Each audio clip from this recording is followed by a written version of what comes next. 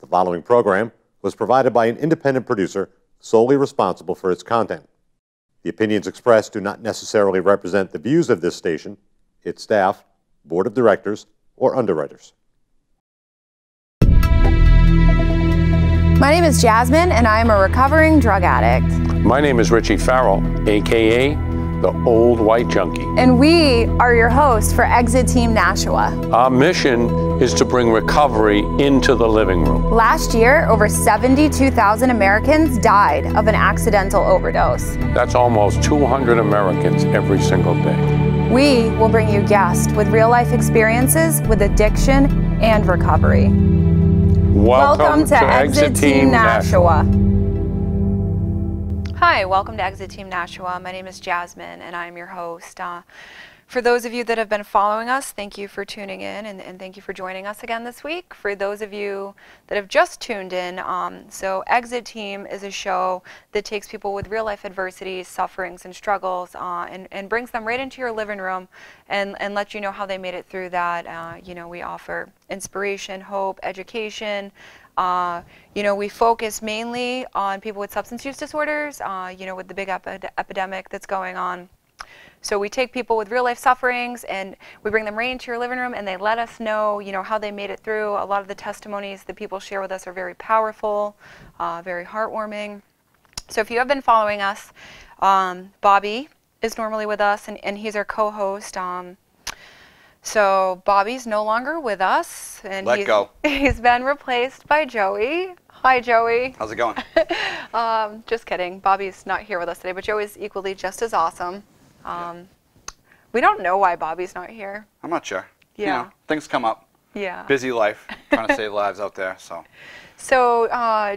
Joey's from Nashua. Tell us. I'm from Nashua now. Yeah. Tell us about. So first of all, tell us why you're on the show. I'm on the show because I love talking about recovery. Yeah. I do. I didn't know that this life ever existed. I didn't know. For me, I thought my life. I was an alcoholic, drug addict. I was all of it. Anything you got, give it to me. But for me, I thought my life was going to be that way, and I would die an alcoholic death, and I was okay with that. Yeah. For a long time, I was like, whatever. I'm going to drink till I die, and I'm okay. And I settled for my whole life. I just settled. Isn't it so empowering? Yeah. You're just like, when you take a moment and you step back and you're like, holy, trying not to swear, life is really good. Yeah. I'm coming up on 4 years in a couple of days on the 10th. That's and awesome. If you had told me 4 years ago that you'd be sober, you'd be helping people, you'd work for a treatment center, never in a million years. I would have laughed it off. I would have said, you're crazy, right? But it wouldn't even have been appealing. I would have been like, no, I'm good. Yeah. I'm good. I'm fine where I'm at, right? Because I was obstinate. I was defiant. I didn't listen to anybody, right? I listened to self. That's all I did was, selfish, self-seeking. We talk about a lot of this stuff in my fellowship and at the treatment center that I work at, is that I was self-will run riot. I did everything I wanted, never had anything for anybody else. To get what I needed, get what I wanted, get whatever, made me feel okay. And that's the stigma that we hear on addiction a lot too, and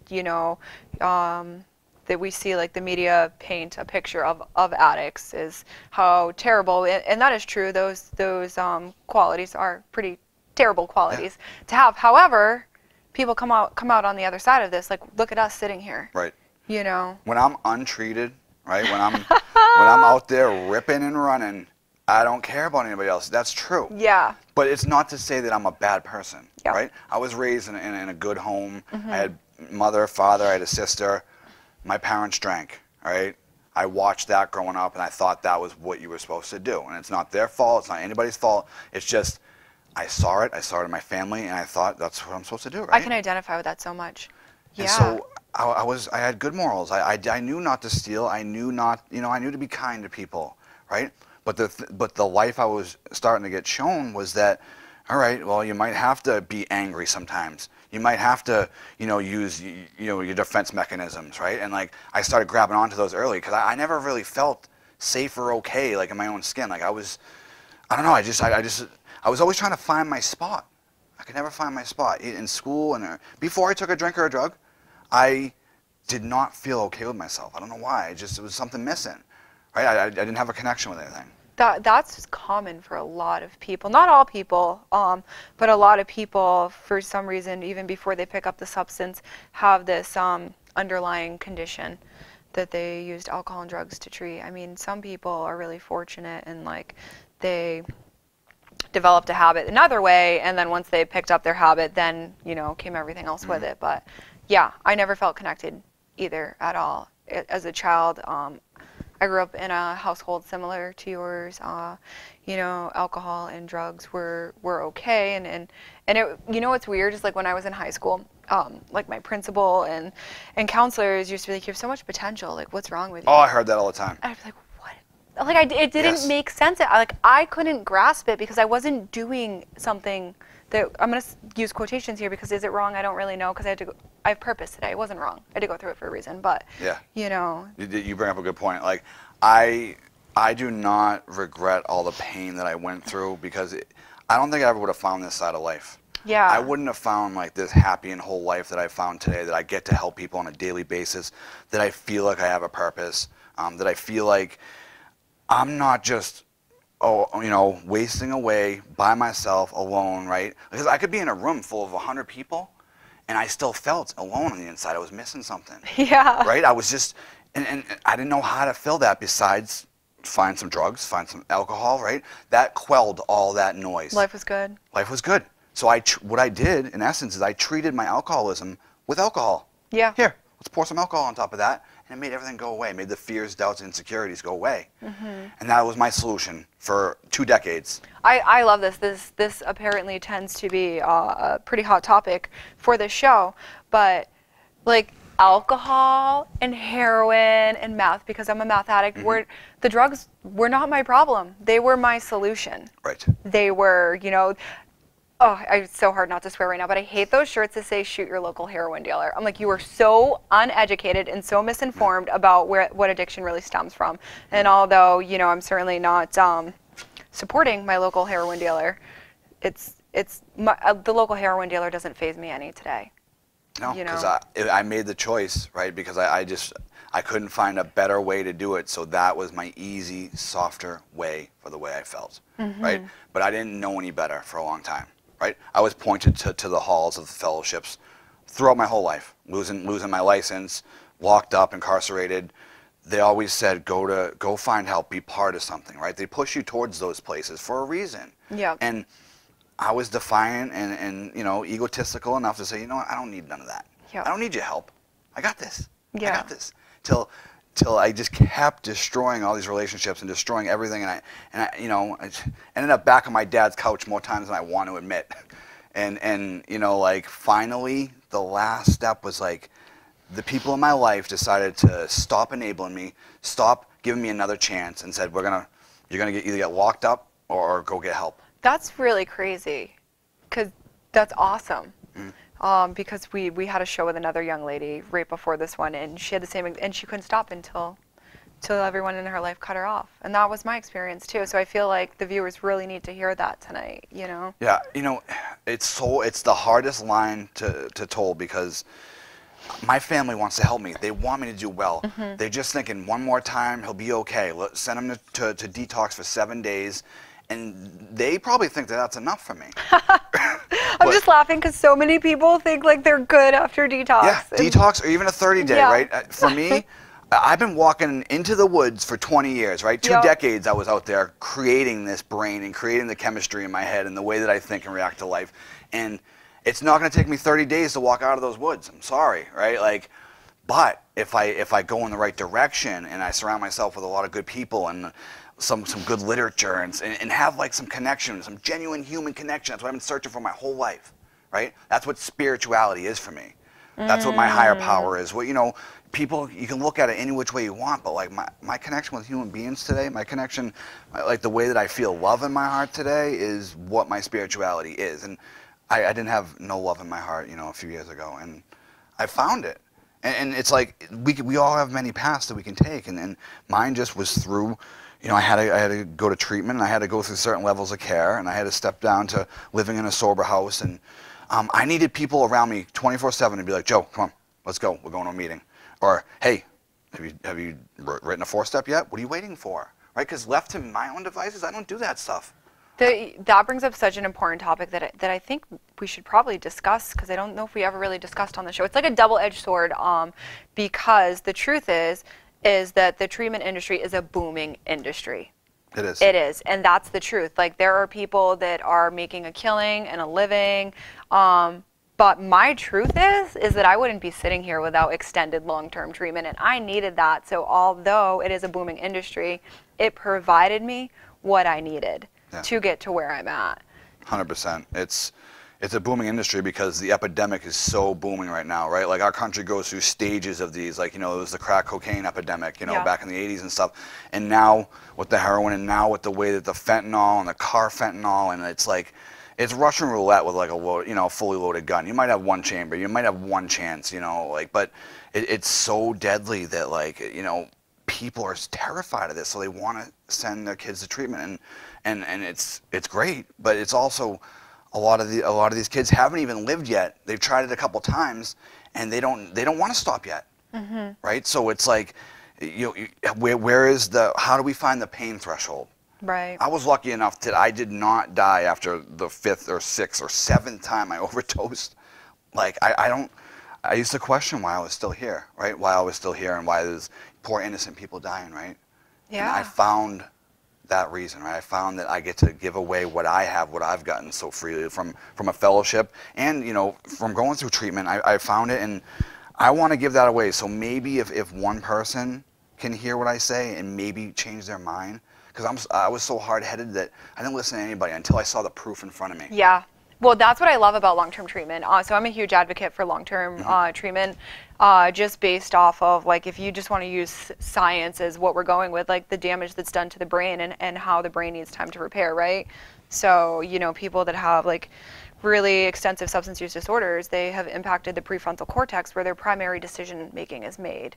So I'm sorry, but after 7 days, like, the brain is resilient, but it's not that resilient, right? 30 days, I'm here to tell you that I didn't even start coming out of the fog until probably like 60 days, you know? Exactly. I didn't feel normal to go like a full day of work to like 5 or 6 months, right? I started to work again after I went to treatment, and I was living in a sober house, and you know, they let me on a tight leash to work a few days a week, and like, I just didn't have the energy, the mental capacity. Like, this has to happen slow for me and organically. Like, it can't be put into me. You know, I have to get it slow and steady. That's what's great for people like us. Yeah.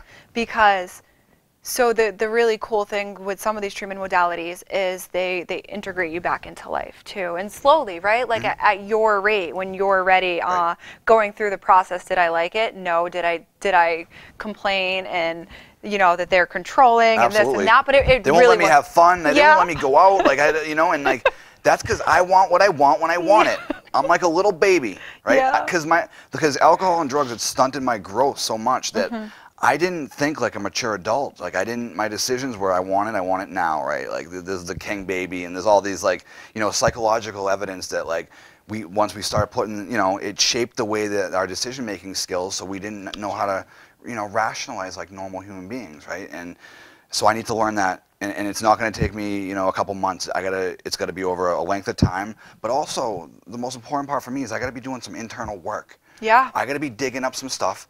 I got to be sharing some stuff with somebody I trust, right? I got to start my problem is I don't trust anybody, right? Not even myself. Not even myself. So I get into the treatment world, or I get into one of these fellowships, and I'm like, what do these people want from me? And they're coming up to me, and they're putting their hand out to me, and I've never had people, you know, try to help me out just because it was the right thing to do. People were helping me because they were going to get something, or I did the same to them. So to see that, and to start seeing it over, you know, a course of a couple months, to be like, oh, maybe they're not out to get me, they're actually here to help me. That was when my eyes started to open a little bit, that like, there is really a lot of good in this world. I've just been living in a really dark place, and I don't, you know, I started to see the light, and I started to come out of it, and by, you know, working with a sponsor and working with people that I trusted, and just I was just holding on to some people that were really doing the right thing. Isn't it cool? I loved it. You know, I have, you know, probably like 5 or 6 guys that like just coddled me. Thank God for them. Yeah. That they brought me through this. They showed me, like, even simple things like going to the gym. And I couldn't even pull out, like, I couldn't even do 2 pull-ups. Well, self-love. Going Yeah. to the gym is self-love, Yeah. and we don't know how to love ourselves. No. Yeah, mentors are huge for me, huge. I still have like a group of women that I check in with daily. We have a accountability group, and we hold one another accountable. Not only because I found my way through 12-step recovery, so not only do we hold each other accountable with like that inventory process, but goals. Like, what are you moving towards? What are you working towards? Like, yeah, and so there's always recovery related goals, but then there's also personal like development goals. Like, what are you moving towards? You need to be growing. You always need to be growing. Gratitude list, because how quickly do we lose gratitude? Really quick. I can lose gratitude really quick.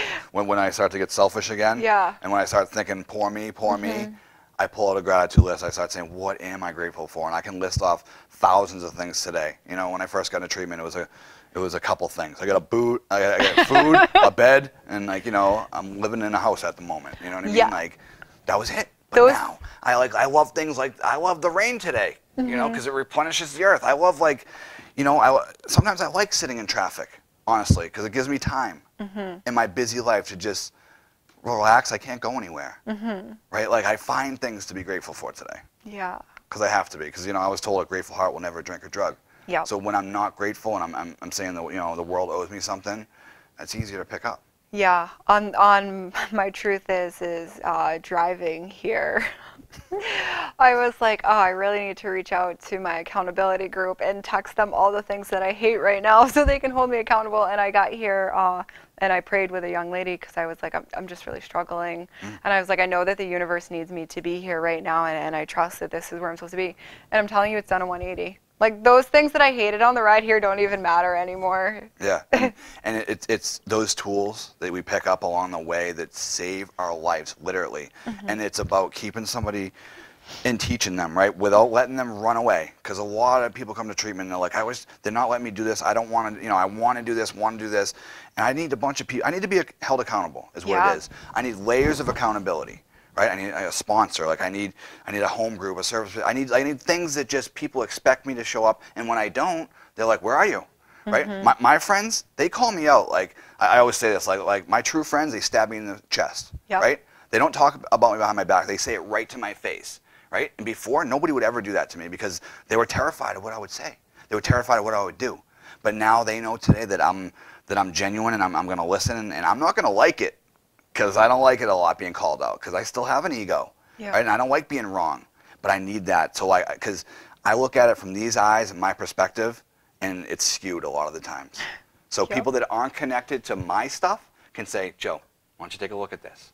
Why don't you see it from this angle? Yeah. And that's something I never had. I had self and what I do in the day, and that's all I cared about. Yeah. You know? It's great. Being humbled is great. Yeah. I don't handle it very gracefully But sometimes. the thing is, I can be just as insane today as I ever was. Yeah. Right?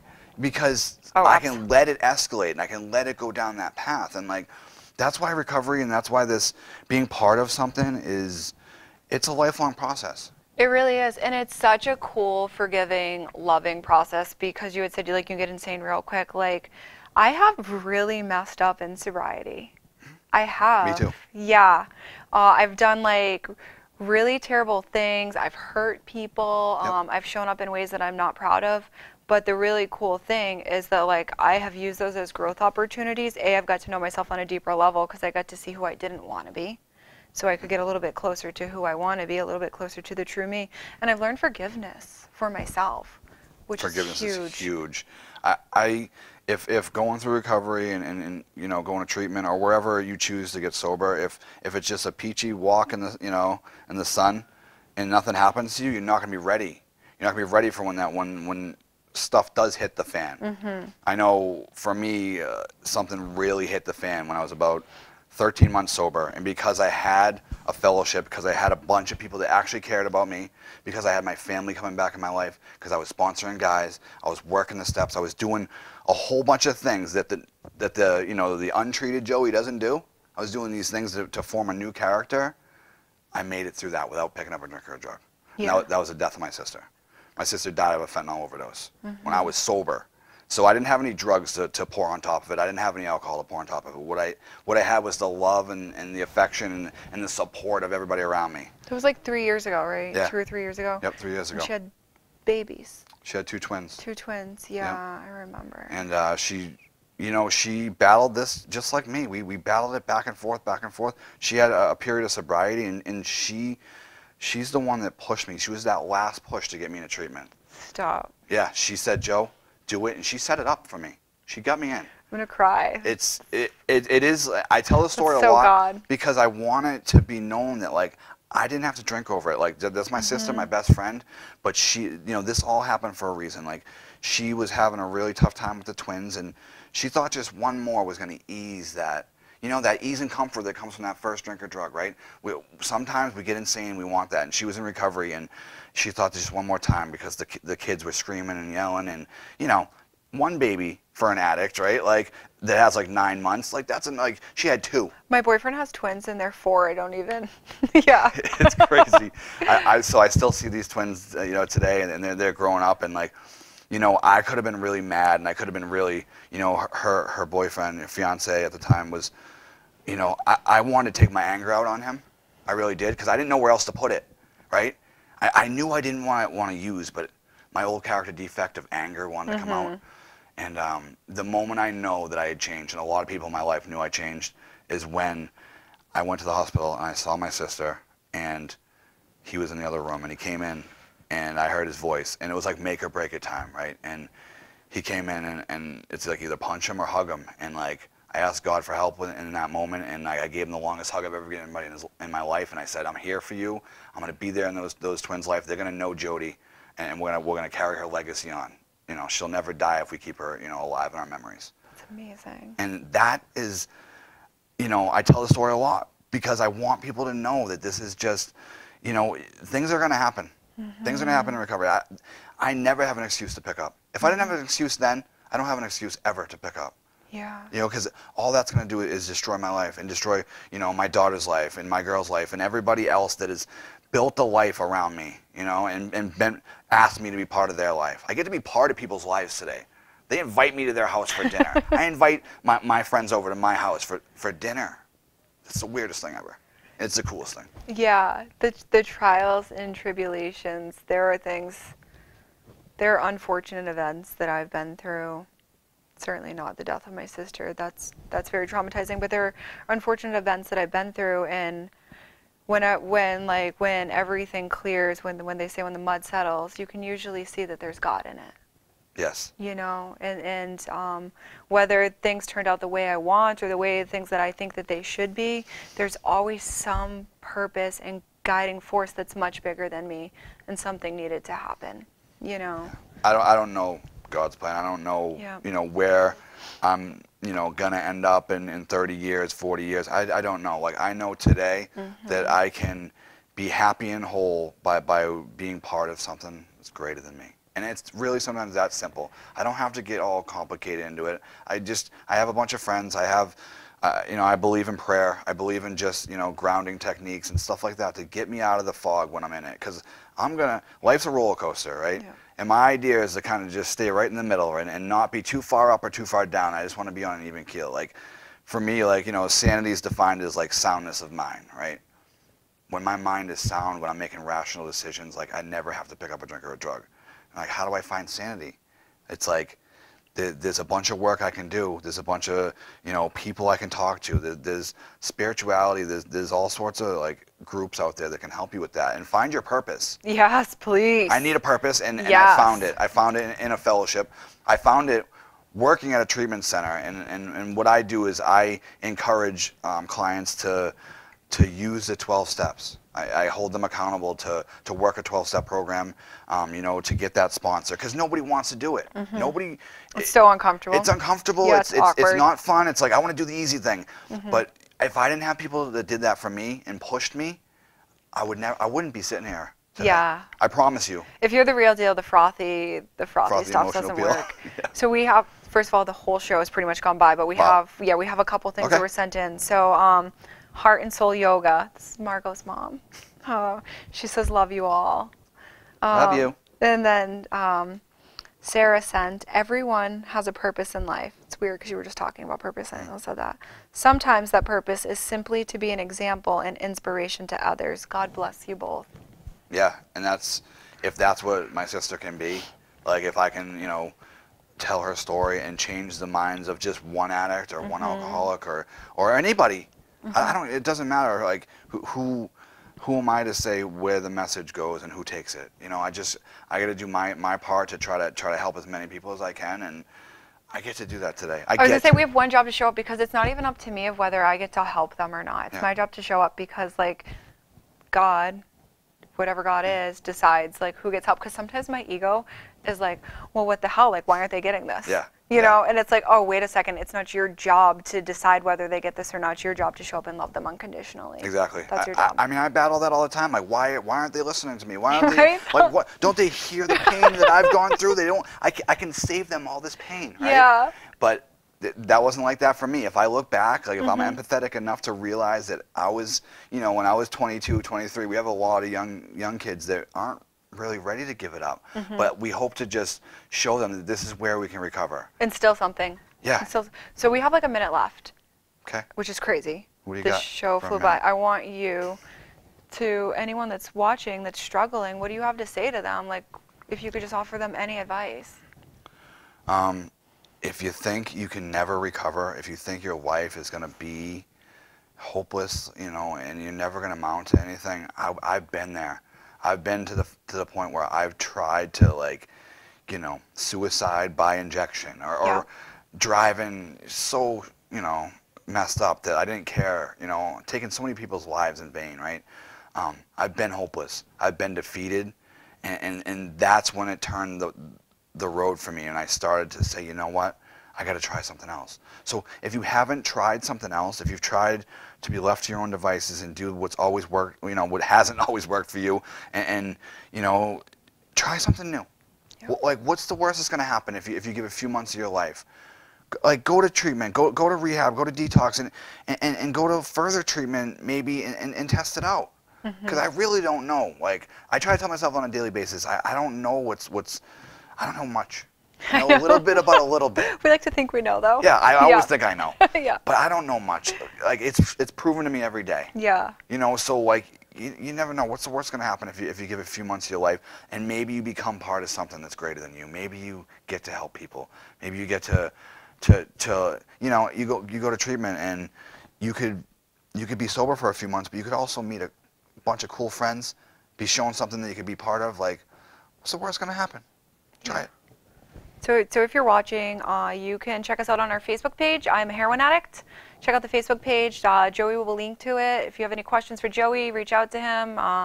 If you're looking for help, reach out to Joey. You can reach out to anyone on the Exit team. We love you. We appreciate you. Thank you. My name is Jasmine, and I am a recovering drug addict. My name is Richie Farrell, a.k.a. the Old White Junkie. And we are your hosts for Exit Team Nashua. Our mission is to bring recovery into the living room. Last year, over 72,000 Americans died of an accidental overdose. That's almost 200 Americans every single day. We will bring you guests with real-life experiences with addiction and recovery. Welcome to Exit Team Nashua.